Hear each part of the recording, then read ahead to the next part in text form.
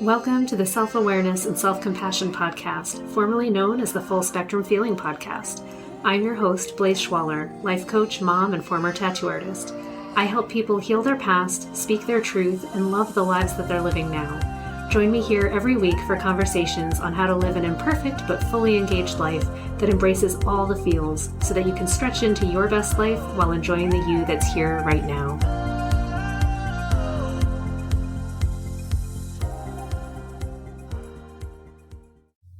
Hello, my friends. This week, I want to talk to you about technology and how we're using it for good or for evil or for whatever. And it's interesting because I know I recently talked about AI and my deep concerns about where that's going or how it ought to potentially be regulated. But this actually isn't anything about that. This is more about the technology that I've been using on a daily basis, which is like a fitness tracker and a health and sleep tracker and monitor and all of that. And, you know, it's funny. I think back to 10 or 20 years ago, really 20 years ago, nobody was using these things. The Fitbit didn't exist, all this other stuff. People just, you exercised or you didn't. You had a trainer at the gym or you didn't. And you got along just fine with normal analog feedback. And these days, people all have a watch or a bracelet or a ring or some kind of app on their phone to track how many steps we take, to check on our blood pressure, our oxygen levels, like how we're feeling, how many steps did we do? Just it goes on and on and on, how many things that we can document about ourselves and learn from, which I guess is why we do it. And I know that when I have used them, my intention has always been, this will give me some data and some good insight into what I'm doing. And let me know if what I'm doing is effective or not. And it always starts there. And then over time, it turns into, how can I judge myself for how well or poorly I perceive myself in having done? And eventually it gets into like, why is this score not what I thought it should be? I think it should be higher. I must have done something wrong. Why is it telling me that this number was low when I felt like it should be high? And it becomes a way to judge and flog myself for things that quite honestly are probably out of my control.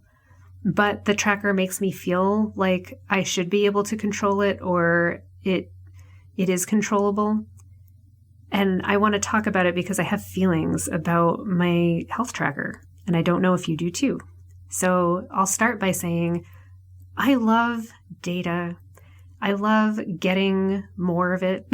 I want to have something trackable to know what's going on. Like, I want all of the information. I want to know, like, hey, how am I sleeping? How often am I sleeping? Am I moving around a lot? Is my heart rate crazy? These are things that I want to know just to have a baseline, I guess, to see if things are going off the rails. Now, that being said, it's now coming to my awareness that only if I was an idiot would I not be able to tell when I'm going off the rails. Like, just we're generally able to notice when we're doing better or worse or giant trends. So that being said, the trackers that I use and have used will let me know, how are you feeling today? How's your temperature doing? What's going on? Maybe you should move more. And you can put these alerts on your phone. And I notice that I end up checking so often, right? So I'm checking this device for feedback about what I already know to be true. I know whether I got up and went for a walk or not. And I'm checking to be like, hey, did it record that walk that I just did? I'm going to check and see how many calories did I burn? And truth, honest to God, like, do I really understand on a deep fundamental level what extra calorie burn even does for me or not? It's so difficult. We think we know. And yet when it comes down to looking at the general trends of your life and how often you generally move and how much you generally eat and whatever is going on, these little tiny nuances seem so important when looking at the tracker versus the big picture, which generally is more stable. But when I look at the tracker, it's showing me today or this past hour or this past week. And I find that I get really judgy with myself about today, this week, or this month, rather than looking at the general trend of an entire year. So I guess I want to talk about that and say, what is the value of looking at these individual moments? Do we need to be so hardcore about them? And if we do, to what end? So all of this comes back to being kind to yourself, right? And going, okay, there's a reason that I wanted to do it in the first place. I figured there was a benefit and I wanted to be healthier and I wanted to see how I'm doing. And honestly, I think some of my tracker I have for anxiety because I know that I'll get uppity about anything. I don't know. I get nervous with driving. My heart rate will spike or I'll feel like it is. And I use the tracker to reassure myself that I haven't gone into like crazy heart fibrillations. So for me, it's almost like a comfort thing that I'm like, oh, thank God I have the tracker on. I can just like reassure myself that I'm not dying. So that's like my own craziness that I'm sure you don't have. Or if you do, hi, I see you because that's me. In that regard, that can be helpful. But I needed to come to this realization that I was checking the app like every hour. I don't know for what, in the same way that I was addicted to Facebook or social media. And I have to question anything that I need to use that often to go, okay, what is that really giving me? Is it a healthy outlet or has it become an addiction? And if it's an addiction, what am I thinking that I'm getting out of it? Because we don't addict ourselves to things for nothing. The conclusion I came to for me personally is I'm addicted to safety. Like I want to feel safe and like I'm okay. And if I have something telling me that I'm within normal ranges of anything or that I'm fine, that gives me comfort. And I like that. But before I deeply considered it, I would just look and go, oh, here's some more numbers. I'm not dying, but that must mean I need to work harder. It must mean I need to get more steps in. Why have I gained a pound? Like, what's going on? And I'm wanting to release like my judginess about day-to-day stuff, particularly when you're monitoring so much. It's like just monitoring bodily functions. And does it get a little crazy if we need to know this much about ourselves on a day-to-day basis? And how obsessed are we with ourselves if this is what we're finding important? Just questions bouncing around in my mind. I don't want to need a tracker to tell me how healthy I am. I don't want to have a tracker to tell me that I need to do more than I'm capable of doing on any given day, or to start feeling bad that I feel like I haven't hit the expectation that this thing arbitrarily has set for me based on me just saying, I want to be more healthy. And it's like, well, you definitely need to burn these many extra calories a day from movement. And then if I don't hit it, I feel like an asshole. And then if I like double or triple it, which happens sometimes, then it's like, oh, you did too much. Now you're stressed out. And I'm like, what? I can't win with you. It seems the same. Just in general, when we're looking outside of ourselves for this kind of feedback, right? If you look to a personal trainer, they'll be like, what's your personal best? Let's go for more than that. And if you're looking at your tracker, it's like the same thing. It's trying to replicate that. And maybe it's expectation. I mean, it's just an app. It's not a real person or anything. Why do I feel like I want to fit myself into that shape? So it's making me get more in touch with my body and how I really am and what I really feel.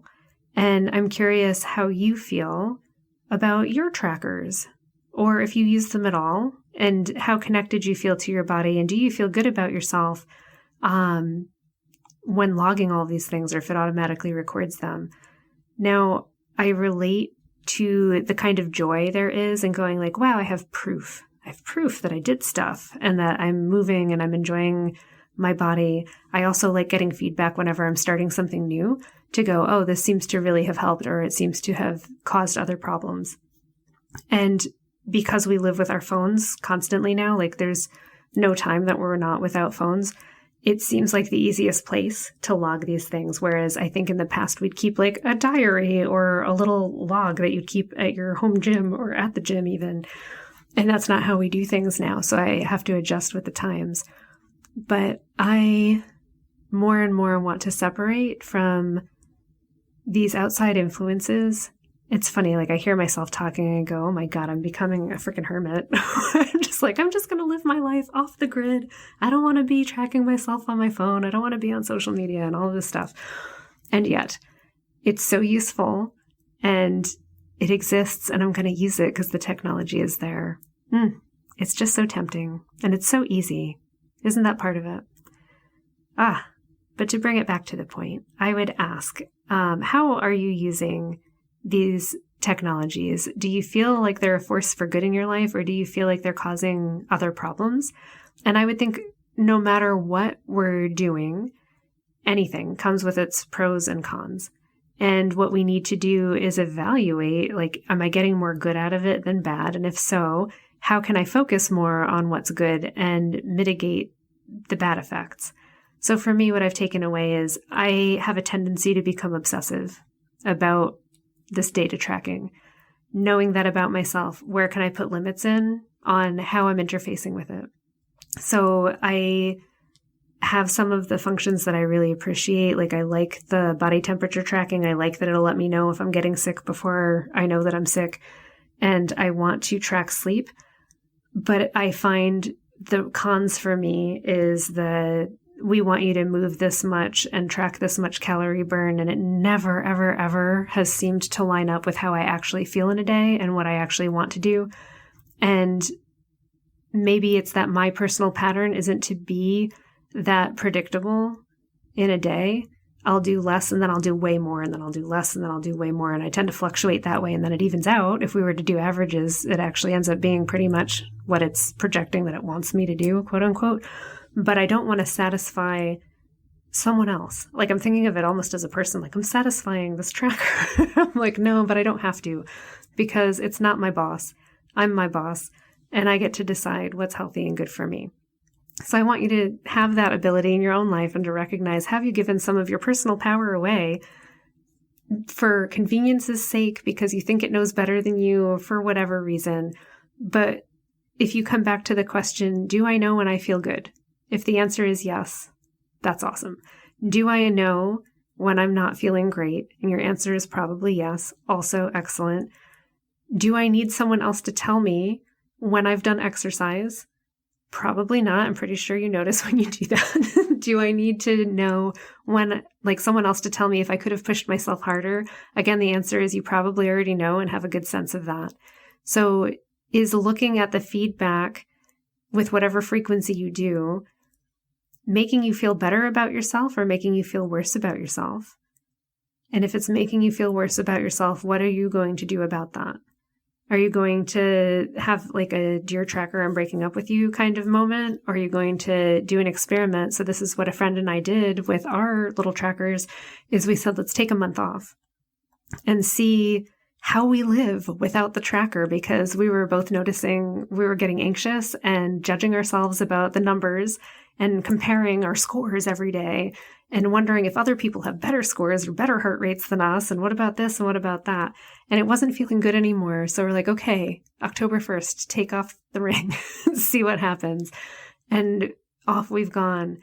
And for her, she said it was very easy. She just kind of forgot it and went about her life. And for me, it was actually a really hard breakup. And I will tell you, I'm still wearing the ring. And I did take it off for a couple of weeks. Just like when I was breaking up with Facebook, it was one of those, I keep trying to log into the app and yet there's no information because I'm not wearing it. And then having to move it to another screen and make it less obvious. And then it wasn't so bad. What it did raise for me is like, what's the purpose for you initially? Like, what's the feedback that you want the most or that you need the most in order to function? So for me, I'm like, oh, I want to know my general like ovulatory cycles. I can figure it out in general, but I just like having something saying, hey, it might be this day, it might be that day. That makes me feel safer again because it comes back to safety. And other than that, I didn't really need it. I was like, hey, guess what? I can tell if I slept good or not.